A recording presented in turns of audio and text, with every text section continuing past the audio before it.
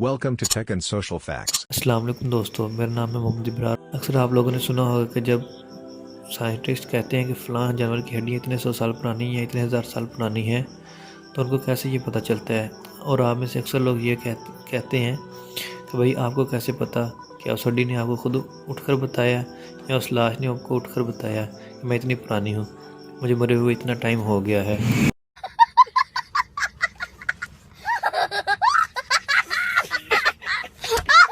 تو آپ لوگوں کو میں بتا دوں کہ ہر زندہ چیز، چاہے وہ درخت ہو، انسان ہو یا جانور ہو، ان سب میں کاربن کی ایک قسم موجود ہوتی ہے جسے کاربن 14 کہتے ہیں۔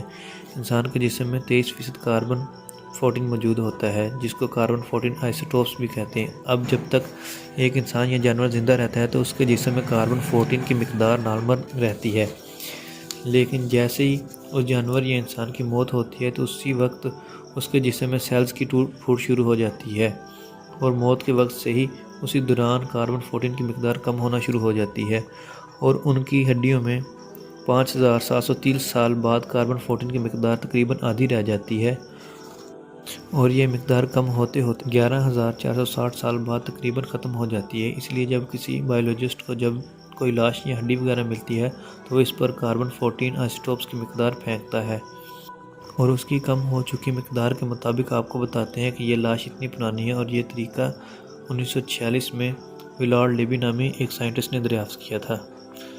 آئی ہوپ کہ آپ کو یہ ویڈیو پسند آئی ہوگی۔ اگر آپ کو یہ ویڈیو پسند آئی ہے تو اس چینل کو لازمی سبسکرائب کریں۔